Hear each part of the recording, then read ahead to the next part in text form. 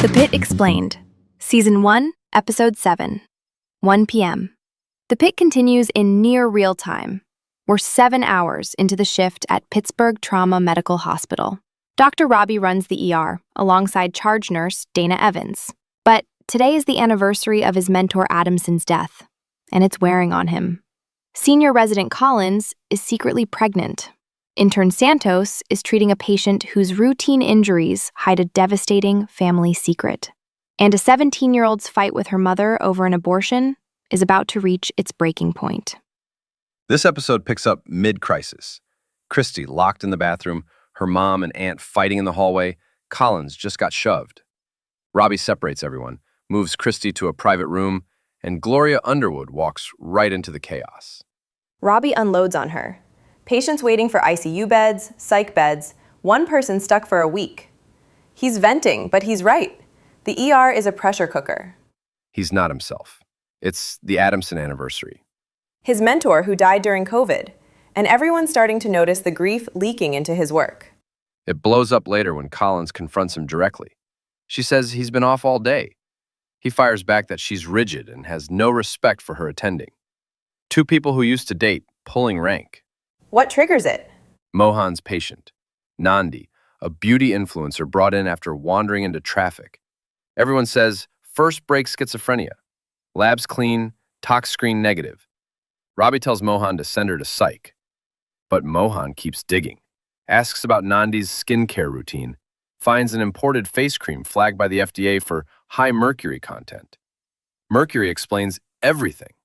And she goes to Collins for sign-off instead of Robby, which is what sets him off. But Collins backs her. Trust your gut.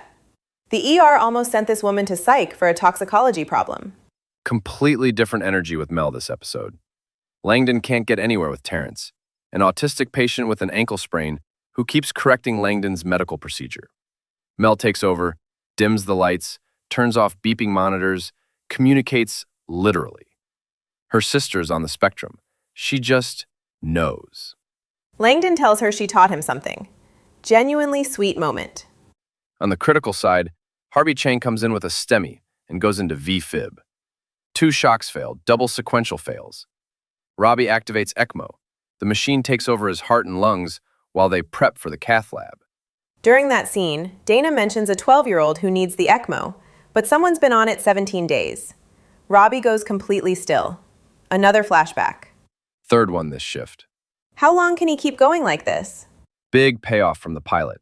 Sam Wallace, the Good Samaritan who's been unconscious since episode 1, finally wakes up. First thing he asks about is Minu, and then he confirms it. She was pushed. A stranger shoved her onto the tracks. Collins arranges for them to meet before Minu heads to the OR. Sam promises to give police a statement. Minu responds in Nepali. A nurse explains she's invoking Vishnu, the protector. No shared language between them, but they don't need any. The Dunn family case from last episode takes a very dark turn. Santos treated Silas for broken ribs from a ladder fall. Now his wife Susan confesses she's been putting progesterone in his coffee every morning to kill his sex drive because she believes he's molesting their daughter Alana. And the system completely fails them. They're legally required to report Susan for poisoning her husband, but they can't act on the abuse without the daughter confirming it. Santos tries talking to Alana, carefully asks if her father has made her uncomfortable. The girl gets confused and walks away. Robby tells Susan they have to report her. She leaves. So Santos takes it into her own hands.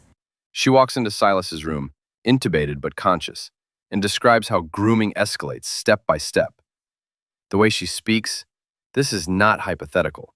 She has lived through this. She makes him blink twice to agree he'll stop. Completely outside professional bounds.